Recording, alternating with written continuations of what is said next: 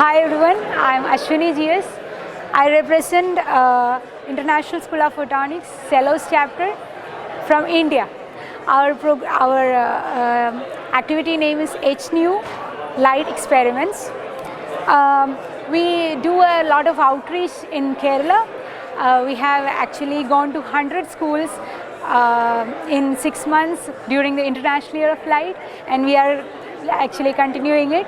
So coming to our experiments, what we have is a tank and we pour some water in it, and you have some antiseptic solution or a hand wash to just make the solution dispersive, to make the water dispersive, so that you can see the path of light passing through it. And first of all, let's look into reflection. We have learned in schools that you need 2 rays at least to form an image. So 2 rays, you see that after reflecting from a plane surface, it reflects parallelly.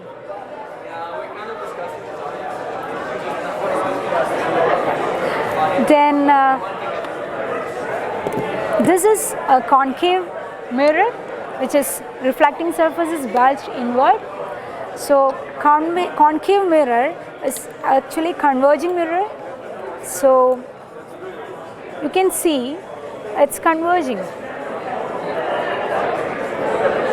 It's actually converging. Then you have a convex mirror. Parallel rays after reflection diverges from a convex mirror. Then we have refraction. Refraction is basically bending of light when it travels from one medium to another. So we have a spherical lens, one is convex lens. Convex lens is basically converging lens. So you can see 2 parallel rays converges to a point. So the thing is, this lens is 5 cm focal length lens, but you can see it's not focusing in within 5 cm. It is focusing somewhere around 15. So why is it so? It is because you have the lens maker's formula, in which you have n time n21 minus 1 into 1 by v minus 1 by u. This you have to take into consideration the refractive index of the medium. That's it. Then you have a concave lens. 2 parallel rays will diverge from a concave lens. So it appears that it comes from somewhere here. That means it has a focal length, negative focal length actually. Then you have refraction in a prism.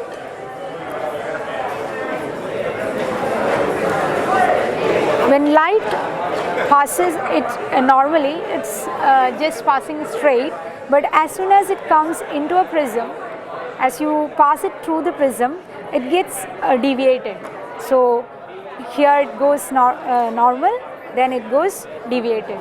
There is an angle between this one and this. That angle we call it as angle of deviation. Then one experiment you can do is total internal reflection. In total internal reflection, you have light traveling from denser to rarer medium. If it actually, the incident ray is angle of incidence is greater than the critical angle, you get the light reflected into the medium, into the denser medium. So this you use in optical fibers. In optical fibers, you have one core and one cladding.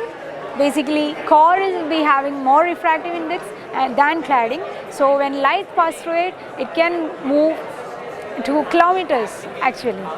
You have these applications in communication. Then this is what you can make it in home. You have a protractor, then you have 2 mirrors, then just put it like this. You have an equation is you have two mirrors at an angle theta, then number of images formed is 360 by theta minus 1. This theta, if it is 90 degree, you can put an object here. You see there are 3 images, and as you change the angle, you see that it's increasing. For 60 degree you get 5, and you might have seen in shopping complexes that if you have two parallel mirrors, you see infinity. Why is it so? Because 360 by 0 is infinity, minus 1 is again infinity. So you see infinite images of yourself. Then you have a rainbow peephole. Actually, the thing is you have to peep through it, you shine it like this. So basically I can show it like this. It is actually an interest to small kids. It is basically a diffracting element. I can explain the phenomenon. This is the AFM image of the plastic material being used here. So the thing is, you have in micron range, you have some bumps on the surface where the light get diffracted. That's why you see the colors there. So it's called rainbow peephole. It's very interesting for kids there. Yeah. Then you go to polarization. You have a Polaroid sheet there, and actually this once light pass through a polarizer, it get linearly polarized. Then you keep it here, just turn it. You can see the light gets cut, and like that means intensity gets higher and lower.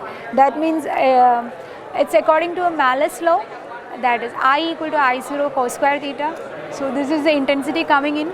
You have one polarizer, another polarizer. You just turn it.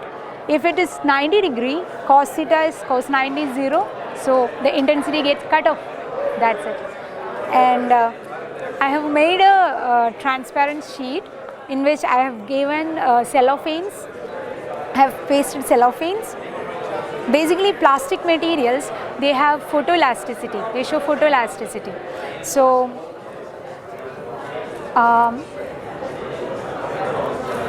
you can actually see the colors inside the cellophane. You rotate it, right? Yeah. I just see my reflection. Are you able to see? Yeah. I think I just see these lights. White light is necessary. Yeah. You don't get it? Oh, it was nice actually. Yeah. So what to do? What to do? That's it? Yeah. I have one more. Okay. This is single slit and double slit. You have diffraction slit and interference experiment. So basically,